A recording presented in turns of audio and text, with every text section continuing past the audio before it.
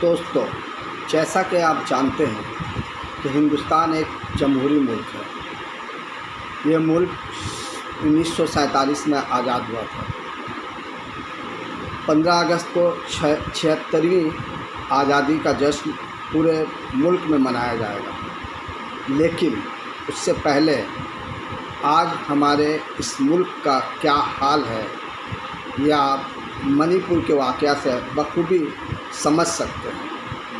बहुत ही शर्म की बात है, बहुत ही तकलीफ़ की बात है, बेहद दर्द भरी बात है कि आज जो कुछ भी मणिपुर में हुआ, इसे 24 घंटा या 48 घंटा में रोका जा सकता था। लेकिन ना तो मरकज़ी हुकूमत और ना ही रियासती हुकूमत, जबकि दोनों ही जगह बीजेपी की हुकूमत है, वहाँ पे कोई कार्रवाई नहीं की गई।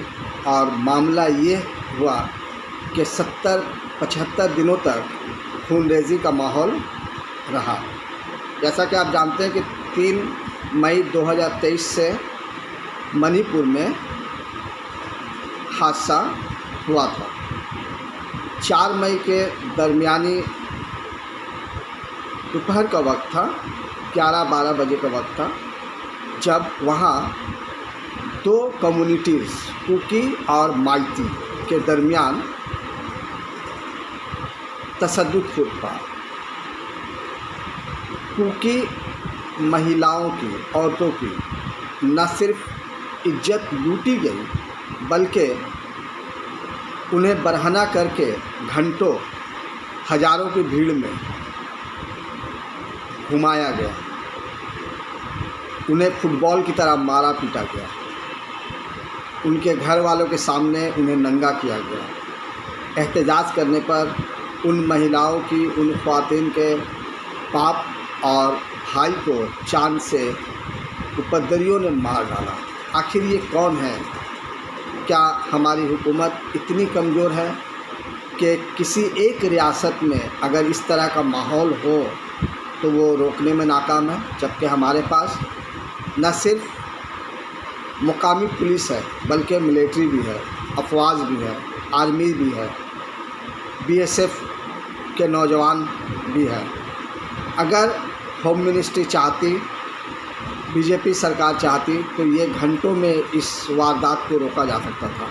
लेकिन जहाँ तक मुझे लगता है कि इस मामले को इतना तूल देने की वजह जो है वो ये थी कि इससे एक नैरेटिव पैदा किया जाए और पूरे हिंदुस्तान के लोगों में एक डर और खौफ का माहौल पैदा किया जाए, जो कि हम देखते आ रहे हैं गुज़श्ता 9-10 सालों से जो कुछ भी हो रहा है। वाक़या टॉलरेंस और इनटॉलरेंस से शुरू हुआ था।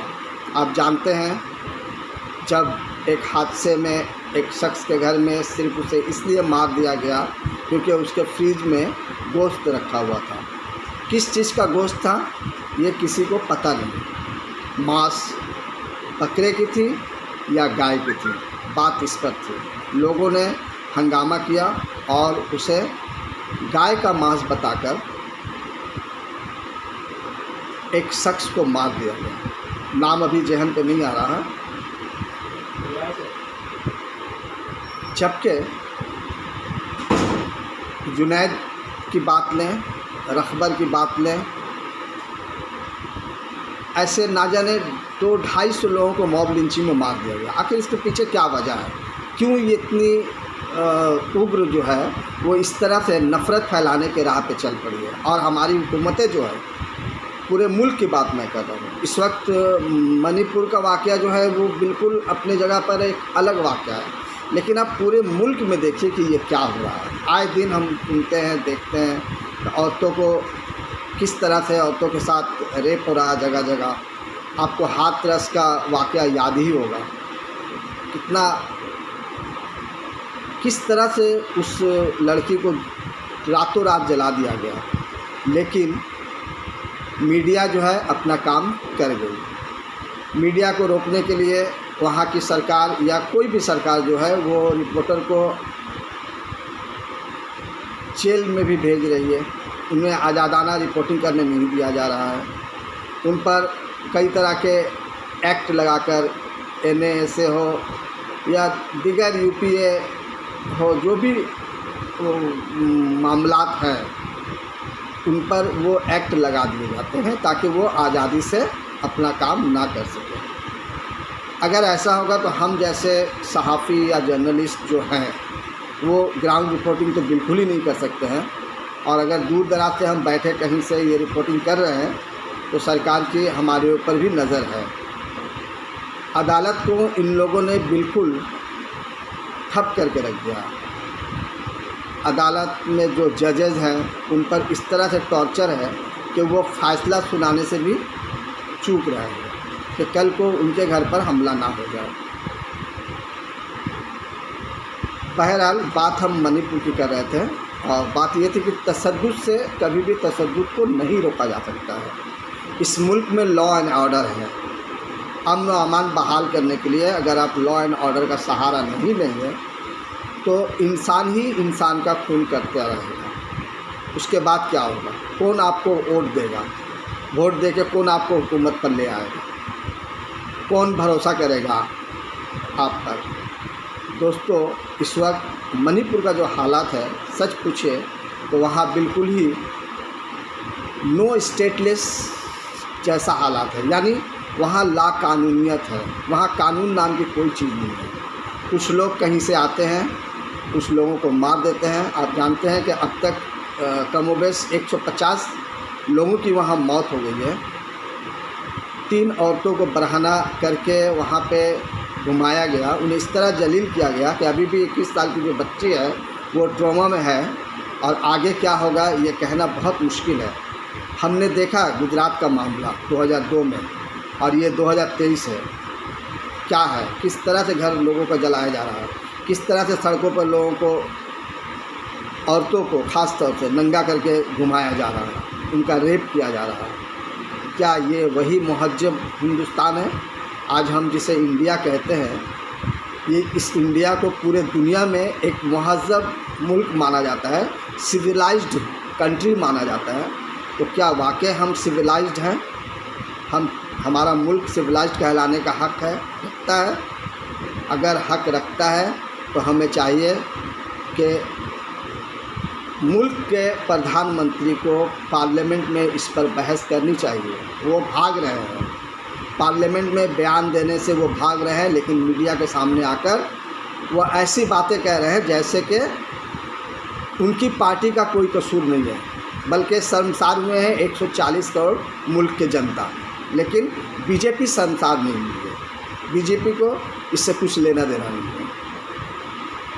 मोदी जी ने जो बयान दिया है बहुत ही बचकाना बयान है उनका। उन्होंने दर्द का एहसास, घुटन का एहसास तो किया है, लेकिन 70-80 दिनों के बाद। ये डिजिटल इंडिया है, और डिजिटल इंडिया में कोई भी बात 1 मिनट में पूरी दुनिया में पहुंच जाती है, और आपको वही बात कहने में आज 70-80 दिन लग गए। वो भी इसलिए कि जब सुप्रीम कोर्ट ने कहा कि आप इस पर कोई कार्रवाई कीजिए, नहीं तो सुप्रीम कोर्ट इस पर एक्शन लेगी, तब आप हरकत में आए। ये अच्छी बात नहीं है मोदी जी। इंसान की कद्र कीजिए। देश इंसान से चलता है, अगर इंसान नहीं है तो इस देश का कोई माने नहीं है। किसी की भी इज्जत आबरू इस तरह बर्बाद हो, इस तरह तबाह हो, ख़ास तौर से औरतों के साथ। औरतों को हमारे मुल्क में देवी का दर्जा दिया जाता है, आप जानते हैं। ये आपको बोलना नहीं है, आप तो बड़ी बड़ी बातें कहते हैं। न जाने कहाँ कहाँ से आप क्या क्या लेके चले आते हैं। लेकिन इतना छोटा सा मामला था, अगर आप 3 मई, 4 मई, 5 मई को ही एक्शन ले लेते, आपकी सरकार एक्शन ले लेती, स्टेट गवर्नमेंट एक्शन ले लेती, होम मिनिस्टर एक्शन ले लेती, तो आज ये नौबत नहीं आता। और मुझे अच्छी तरह मालूम है, मैं समझता हूँ कि अगर वो वीडियो वायरल नहीं होते जो गुज़श्ता 16 जुलाई को सामने आई है, अगर वो वीडियो वायरल नहीं होते तो आप आज खामोश रहते, कुछ नहीं बोलते, तमाशा देखते औरों की तरह। आपको हम हिंदुस्तानियों ने तमाशा देखने के लिए नहीं चुना है। आप आइए, हिंदुस्तान का अगर दर्द आपके दिल में है, इंडिया का दर्द अगर आपके दिल में है, तो आप आइए, आप वहाँ के लोगों से संवाद कीजिए। आप सिर्फ मन की बात मत कीजिए, आपके मन की बात से कुछ नहीं होता है। रेडियो कौन सुनता है आज के ज़माने में? आप किसे उल्लू बना रहे हैं?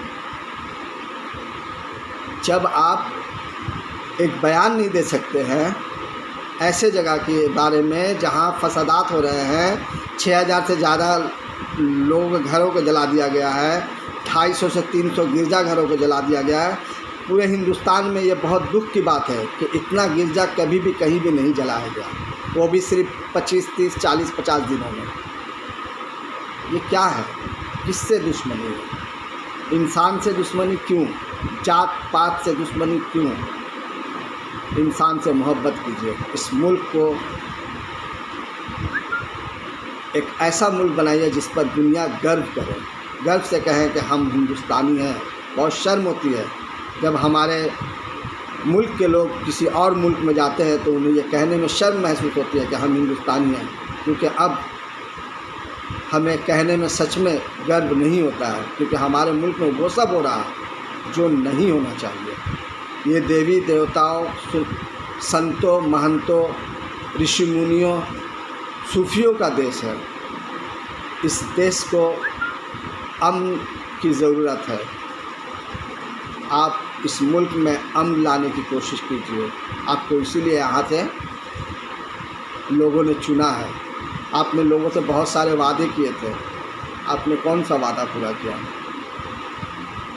आप दिन भर ना जाने कितने झूठ बोलते हैं, लोग आपके जोड़ पर यकीन कर लेते हैं, लेकिन अब नहीं, अब बहुत हो गया, सर पानी से ऊपर हो गया।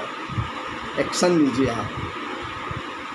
मैं एक नागरिक के हैसियत से आपसे बात कर रहा हूँ, मुझे भी दुख है। मैं भी अगर वहाँ रहता, मेरे साथ भी अगर ऐसा, मेरे घर वालों के साथ भी अगर ऐसा कुछ होता तो मैं ज़िंदा नहीं रहता, शायद मैं खुद को ख़त्म कर लेता। बहुत मुश्किल होता है इस तरह की तकलीफ़ के बाद ज़िंदा रहना। न जाने कैसे कुकी समाज हो या माइती समाज के लोग, जिनके लोग, घेरे के लोग मारे गए हैं, जिनके साथ आबरूरेज़ी हुई है, उनके घर के लोग किस तरह ज़िंदगी बिताएंगे। बड़ी अफसोस की बात है कि जो मुल्क की हिफाजत करते हैं, जो सरहदों की हिफाजत करते हैं, उन फौजी के घर के लोगों के साथ ये वाक़या नहीं, ऐसा नहीं होना चाहिए। आप राजधर्म पालन कीजिए। याद है ना आपको गुजरात के मामले में वाजपेयी जी ने क्या कहा था? बड़ी शर्म की बात है आपके लिए, आपकी सरकार के लिए, 140 करोड़ जनता के लिए। आप इसको रियलाइज़ करें, अमन व अमान बहाल करें। पूरे मुल्क में पीस की ज़रूरत है, तशद्दुद की नहीं।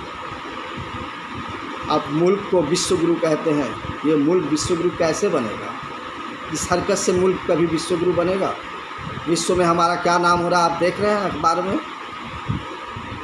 पढ़िए आप, न्यूयॉर्क टाइम्स पढ़िए, वाशिंगटन डीसी पोस्ट पढ़िए, और भी बहुत सारे वहाँ के जर्नल्स हैं, न्यूज़पेपर्स हैं। पढ़िए, देखिए उन लोग हेडिंग क्या लगा रहे हैं हमारे मुल्क के बारे में। आप घड़ियाली आंसू मत बहाइए। आपकी घड़ियाली आंसू की इस मुल्क को ज़रूरत नहीं है, एक्शन की ज़रूरत है। अगर आपसे घर नहीं संभल रहा तो आप गद्दी छोड़ दीजिए, शासन छोड़ दीजिए, आप इस्तीफ़ा दे दीजिए। बीरेन्द्र सिंह को इस्तीफ़ा देने की ज़रूरत नहीं है, आप इस्तीफ़ा दीजिए। बहुत हो गया, बहुत, अब नहीं। जय हिंद,